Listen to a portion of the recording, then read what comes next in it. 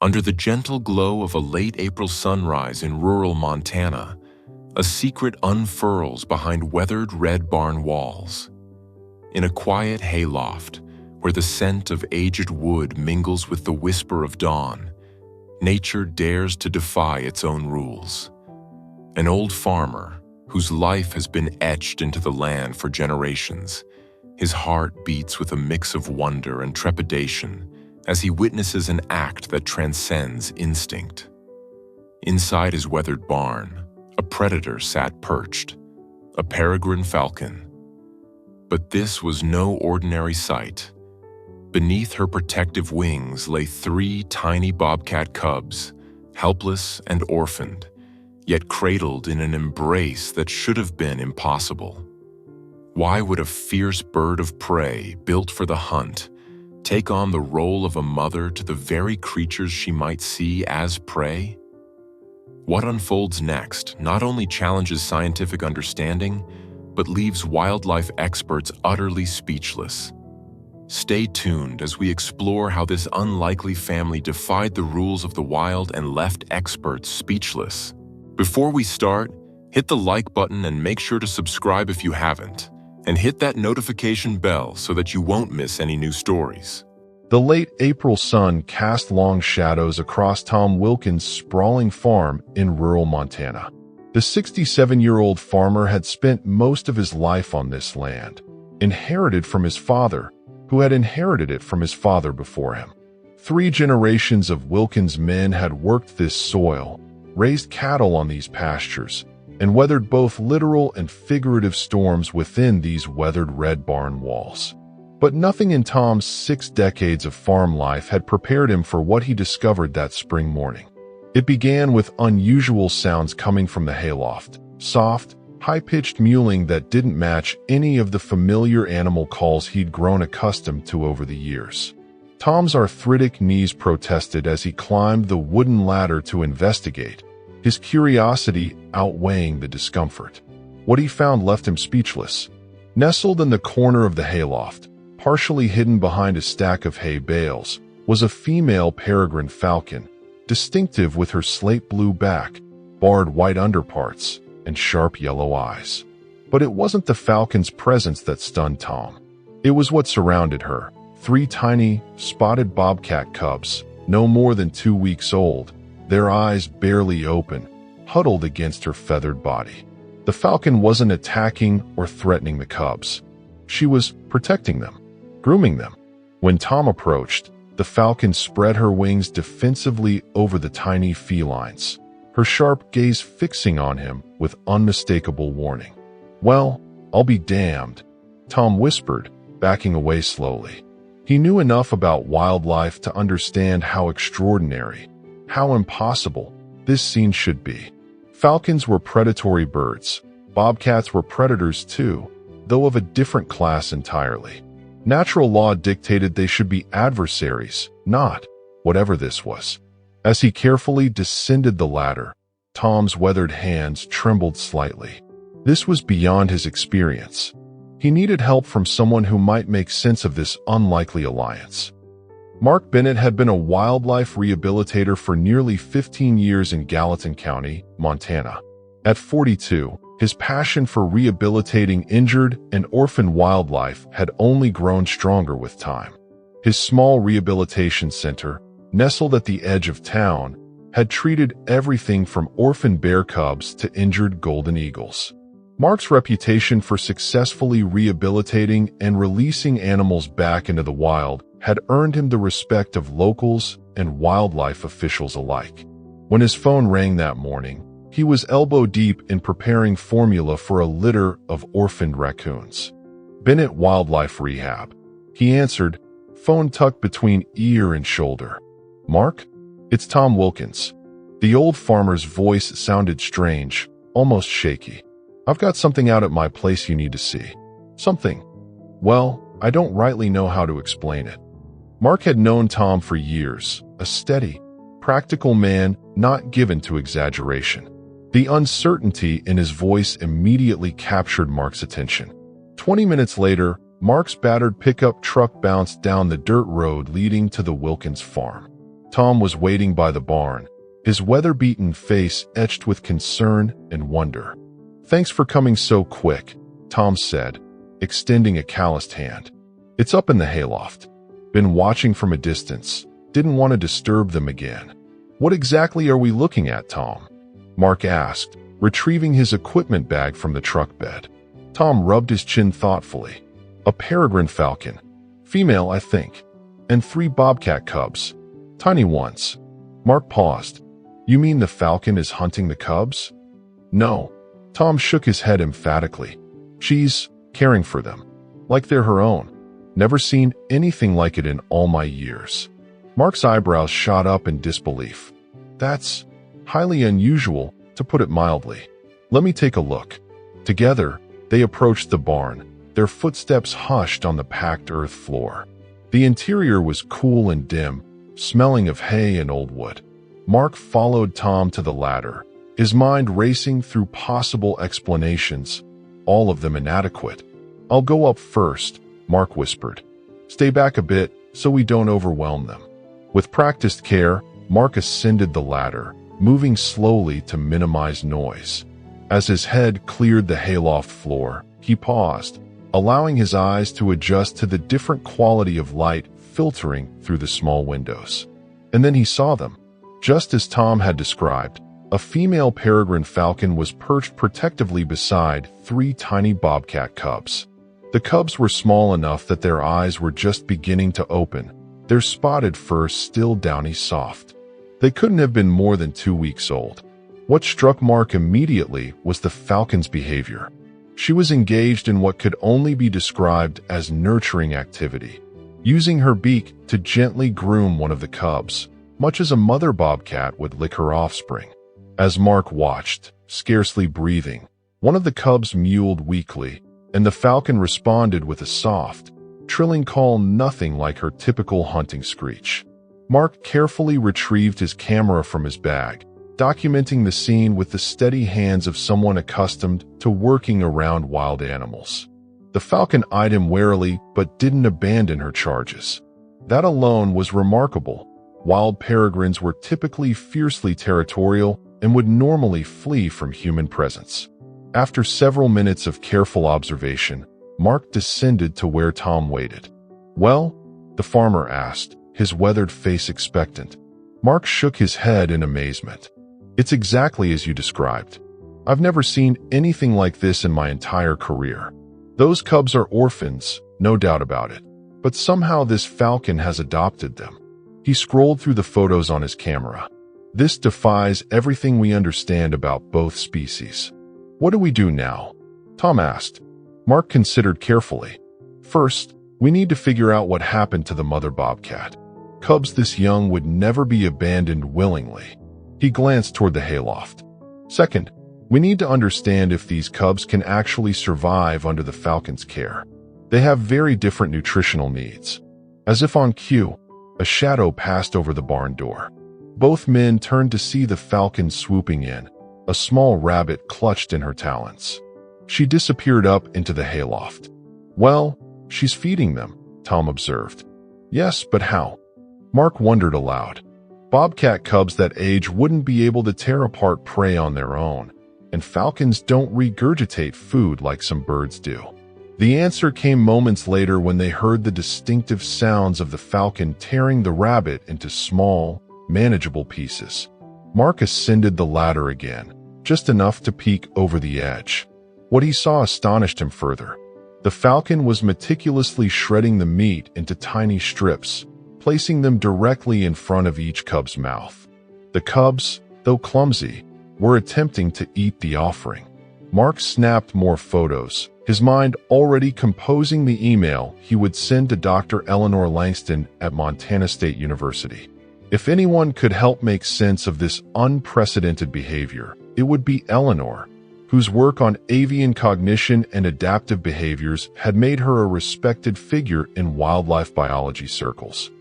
Dr. Eleanor Langston arrived at the Wilkins farm the following morning, her university-issued SUV laden with equipment. At 58, she had the air of someone who had spent a lifetime outdoors, her skin tanned and lined from years of field work, her gray-streaked hair pulled back in a practical ponytail. Her eyes, however, retained the sharp curiosity that had driven her distinguished career studying avian behavior. "This better be good, Mark," she said, accepting his help with a case of monitoring equipment. "I canceled 2 faculty meetings for this." Mark grinned. "Trust me, Eleanor. In 30 years, you'll still be talking about what's in that barn." Tom joined them, offering Eleanor a firm handshake. "Dr. Langston, appreciate you coming all this way. Please, call me Eleanor," she insisted. "Now, let's see this miracle Mark's been raving about." Inside the barn, Mark briefed Eleanor on his observations from the previous day. "I've been calling her Aurora," he admitted, somewhat sheepishly, "after the Roman goddess of dawn. It seemed fitting somehow." Eleanor nodded absently, her mind already focused on the scientific implications. "If what you're describing is accurate, we're witnessing behavior that contradicts everything we understand about interspecies interaction, particularly between predator species." "See for yourself," Mark said, gesturing toward the ladder. With the agility of someone half her age, Eleanor climbed to the hayloft, her movements careful and measured. Mark and Tom followed at a respectful distance. The scene that greeted them had evolved since Mark's last visit. The Falcon, Aurora, had arranged the hay into a more nest-like formation, creating a shallow depression where the 3 cubs now rested. She stood at the edge of this improvised nest, her posture alert but not alarmed by the human observers. Eleanor slowly raised her binoculars, her breath catching audibly. "Extraordinary," she murmured. "The orientation of her body, the way she's positioned herself between us and the cubs, that's textbook protective behavior." Aurora watched them intently, occasionally making low vocalizations that seemed to soothe the cubs when they stirred restlessly. "How is this possible?" Tom asked, his voice barely above a whisper. "Don't falcons and bobcats normally try to kill each other?" Eleanor lowered her binoculars, her expression thoughtful. Adult bobcats and falcons would certainly view each other as either competition or potential threats. But these cubs, she paused, considering.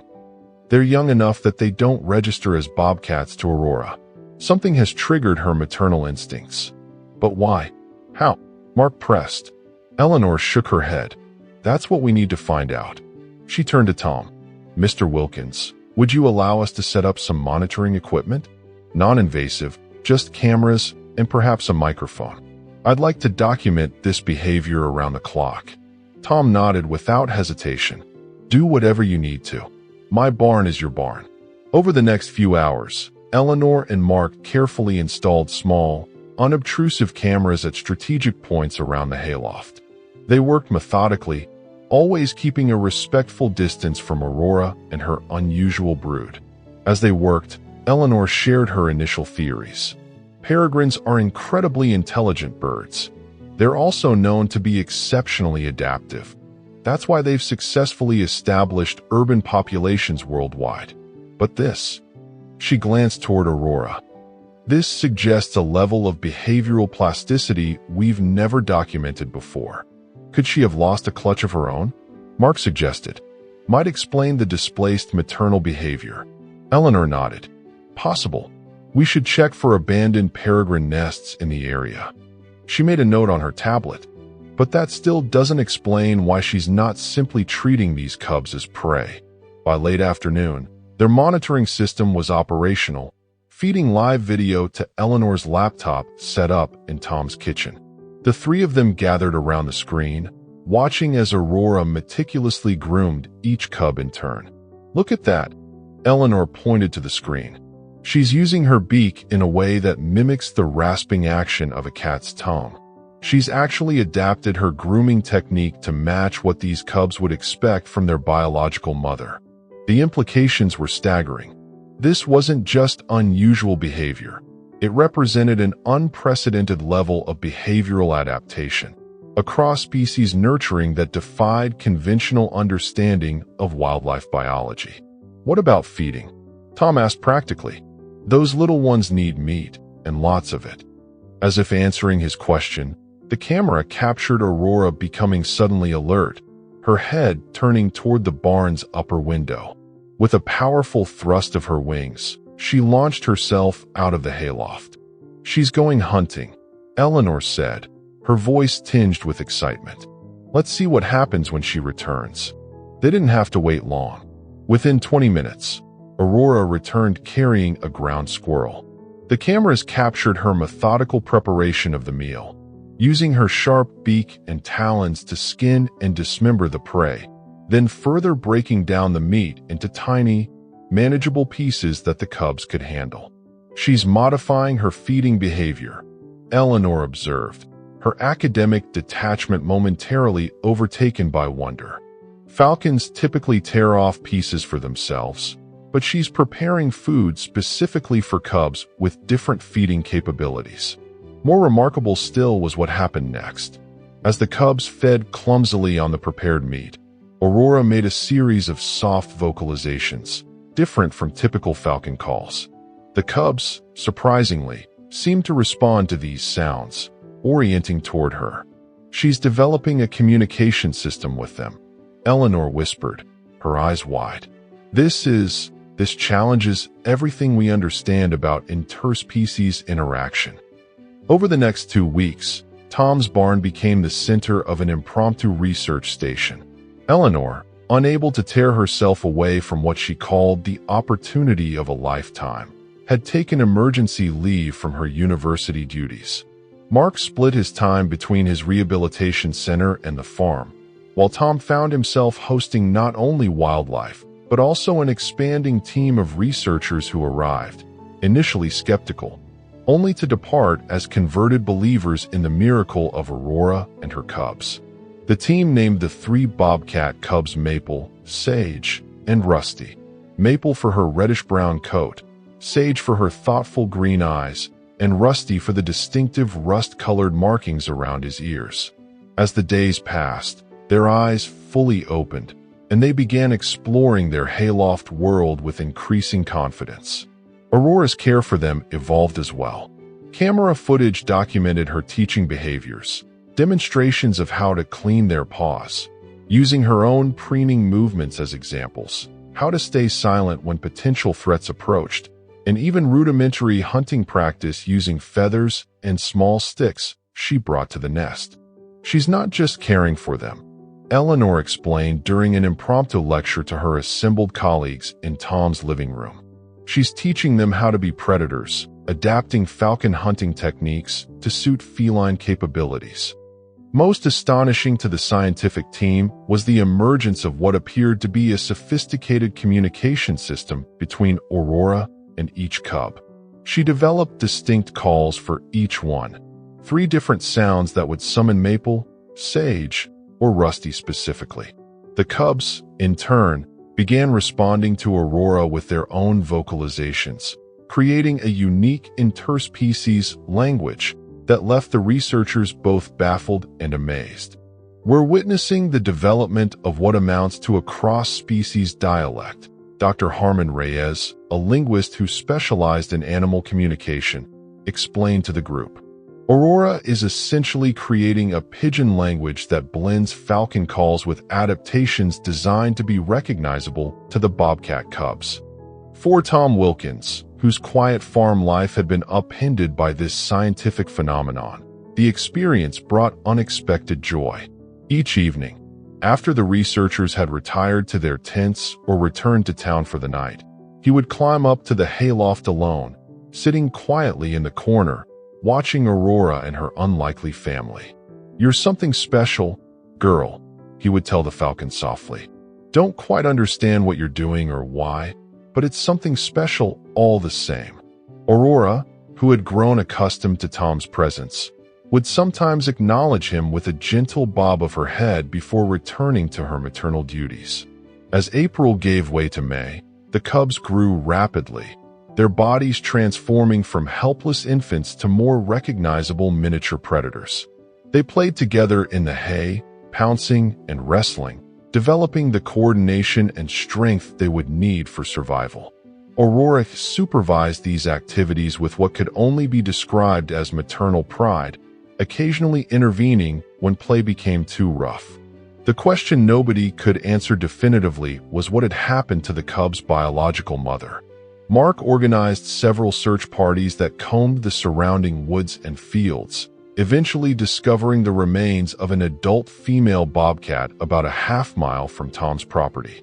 The evidence suggested she had been struck by a vehicle on the nearby county road. She must have been moving her litter, Mark theorized, maybe from one den to another.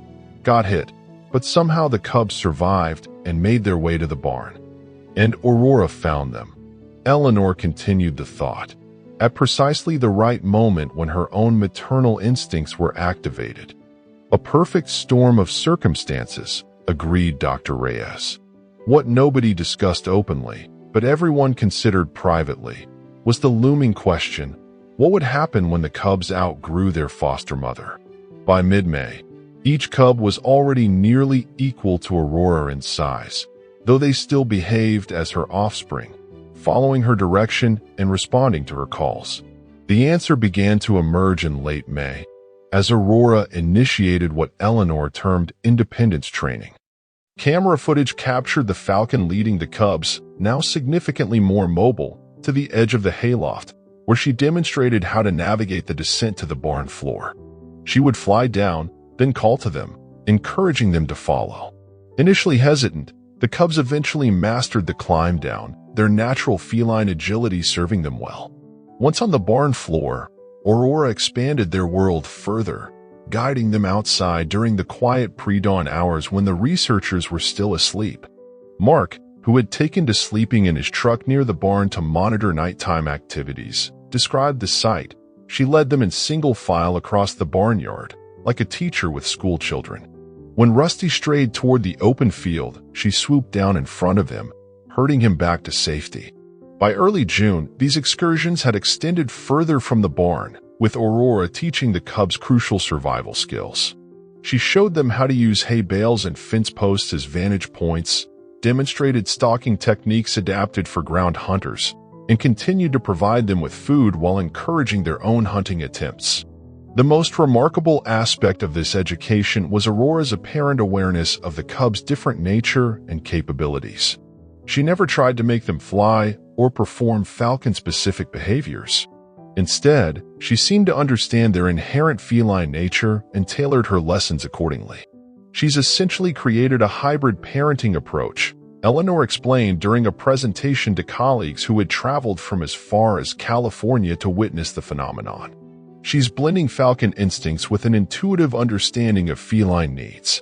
It's as if she's saying, "You're not like me, but I know what you need to become your best selves." As June progressed, subtle changes appeared in the relationship between Aurora and her now nearly grown cubs. The young Bobcats, while still responsive to Aurora's calls, began exhibiting more independence, sometimes staying out for hours without her direct supervision. Aurora, for her part, seemed to understand this natural progression, gradually reducing her hovering presence while maintaining regular check-ins.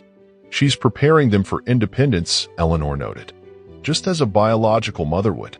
The scientific community's interest in the case had spread far beyond Montana. National Geographic had sent a photography team, and several major universities had requested research access. Tom Wilkins, initially overwhelmed by the attention, had adapted with surprising grace, even setting up an impromptu hospitality tent where visitors could obtain coffee and his sister Mary's homemade muffins. "Never thought my old barn would become famous," he joked to Mark one evening as they watched Aurora lead her cubs back from an excursion. "But I'm glad folks are getting to see this. Makes you think differently about what animals are capable of." Mark nodded, understanding exactly what Tom meant.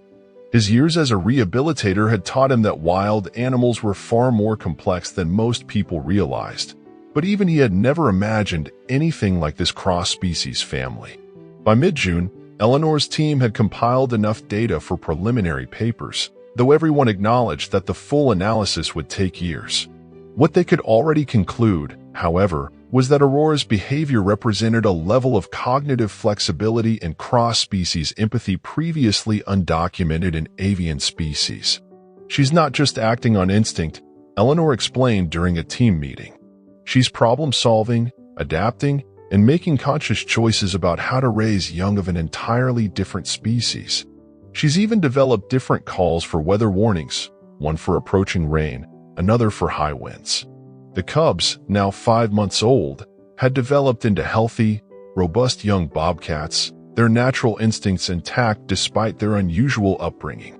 They could hunt small prey independently, demonstrated appropriate caution around potential threats, and showed all the signs of normal bobcat development.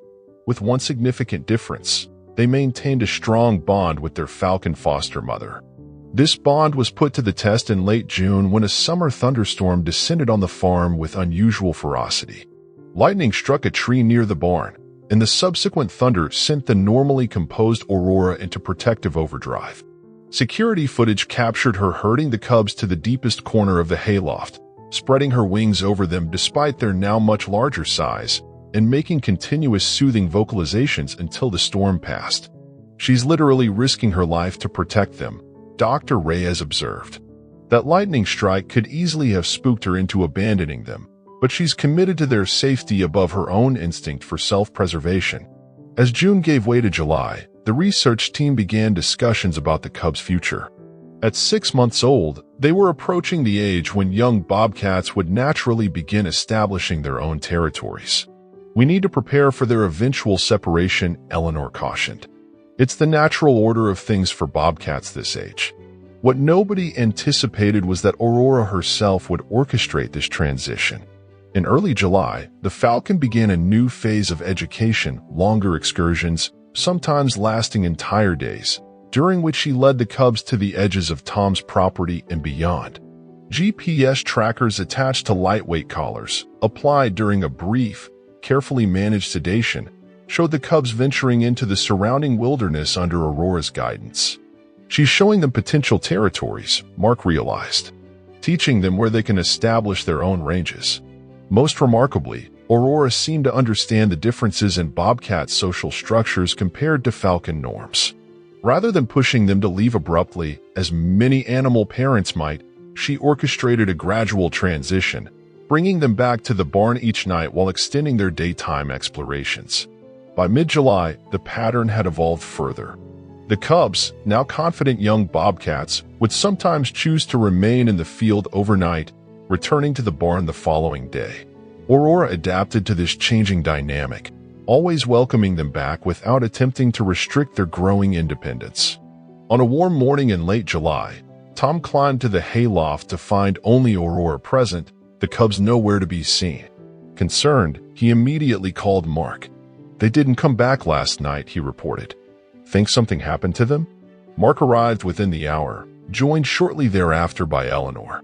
Together, they checked the GPS tracking data, which showed all 3 cubs alive and well, scattered across different areas of the surrounding wilderness. "They're establishing territories," Eleanor confirmed. "This is normal, healthy behavior for young bobcats." What wasn't normal, however, was Aurora's response. Rather than abandoning the hayloft now that her charges had departed, she remained, maintaining the nest area and regularly bringing in small prey despite having nobody to feed. She's waiting for them, Mark realized, watching Aurora arrange fresh hay in the nest depression. She's not ready to accept that they're gone. His assessment proved partially correct. 2 days later, to everyone's surprise, Maple returned to the barn, approaching somewhat cautiously but responding enthusiastically to Aurora's welcoming calls. The Falcon immediately brought food, groomed the young bobcat, and spent the night beside her in the nest. Maple departed again the following morning but returned 3 days later, this time accompanied by Rusty. Only Sage remained fully independent, her GPS tracker showing her firmly established in territory nearly 2 miles from the farm. "They're treating the barn like a home base," Eleanor observed, coming back periodically while establishing their independence. It's remarkably similar to human young adults returning to visit their parents. This pattern continued throughout August. The cubs, now young adults, would venture out for increasingly long periods but periodically return to the barn, where Aurora always welcomed them. The frequency of visits gradually decreased, but the bond remained intact, defying conventional understanding of both falcon and bobcat behavior. The most extraordinary moment, captured on camera and subsequently viewed millions of times online, occurred in early September. Aurora, perhaps sensing the permanent nature of the upcoming separation, led all three young bobcats, Sage having finally returned for a visit, to a high meadow near the farm.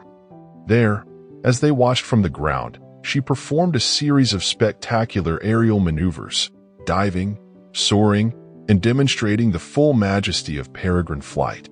"It's like she's showing them who she really is," Tom said quietly as they watched the footage, letting them see their mother in her full glory before they go their separate ways. Whether this interpretation was accurate or simply human projection, the fact remained that this farewell flight, as it came to be known, marked a transition point.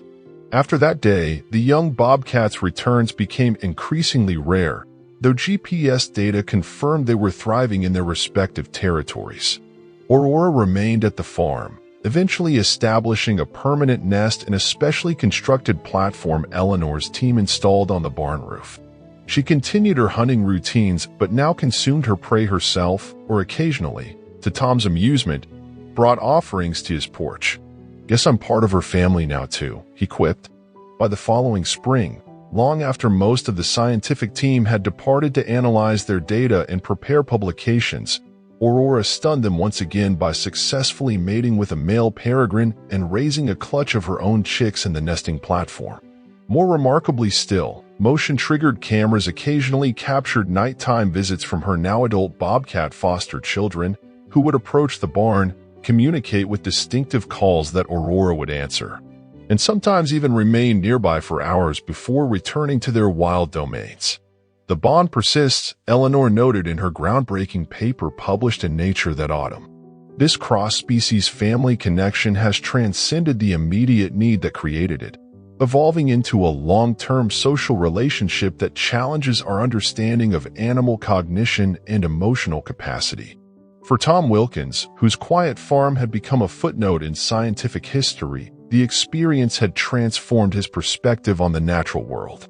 "Used to think animals were just following their instincts," he told a documentary crew filming Aurora's story. "Now I know better. That falcon chose to love those cubs. Chose to be their mother when they had nobody else. Makes you wonder what else we've been missing all these years."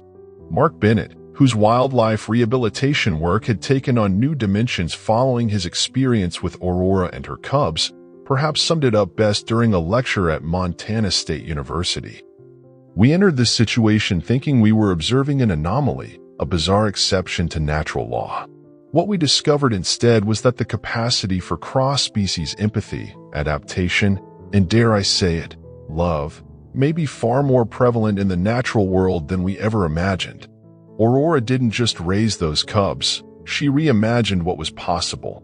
And in doing so, she's challenged us to reimagine our understanding of the emotional and cognitive capabilities of the creatures with whom we share this planet." As for Aurora herself, she remained a fixture at the Wilkins farm for years to come, raising several clutches of falcon chicks while maintaining her mysterious connection with her bobcat foster children.